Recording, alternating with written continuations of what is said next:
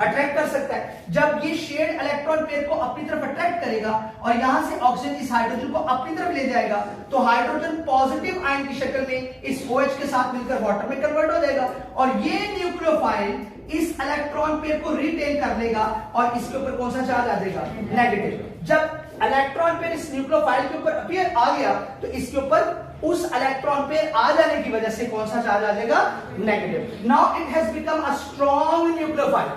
अब ये क्या बन गया बेटा जी? That has become a strong nucleophile. ये बेटा जी आपके पास एक स्ट्रॉन्ग न्यूक्लियोफाइल है। That is a strong nucleophile. Now it attacks on the electrophilic center.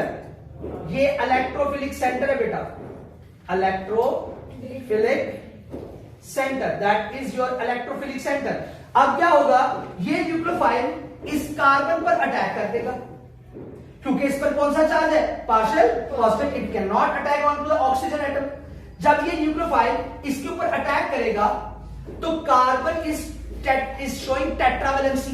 Carbon की 4 वैलेंसी होती है, उसको 4 वैलेंसियां पूरी करनी। अगर हम उसकी वैलेंसी बढ़ा देते हैं, कम कर देते हैं, तो फिर वो क्या हो जाएगा? अनस्टेबल।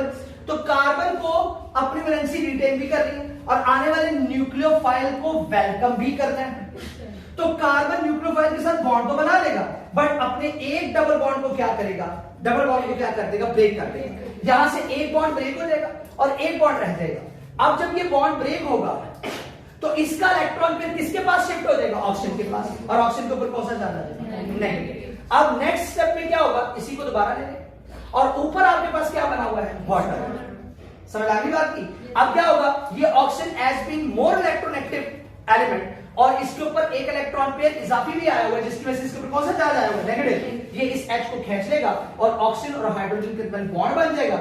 ये आपका एडिशन प्रोडक्ट बनेगा और साथ में आपके पास ये वाला OH नेगेटिव यहां पर रिटेन हो जाएगा। अब आप देखो मैकेनिज्म के स्टार्ट में आपके पास ये बेस से प्रोवाइड हुआ था ना OH।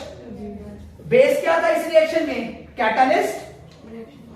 बेस क्या था इस रिएक्शन में? शुरू में आपने इस्तेमाल किया, एंड पे आपके पास रिटेन। इसलिए हम कहते हैं कि कैटालिस्ट रिएक्शन के अंदर हिस्सा नहीं लेता, बट वो उसके रेट को एल्टर कर सकता है। रेट को क्या कर सकता है? तो देखें आप, उसने इसके रेट को क्या कर दिया है? एल्टर कर दिया है और OH जो है आपके पास आखिर में बतौर कैटालिस्ट रिगेन। जी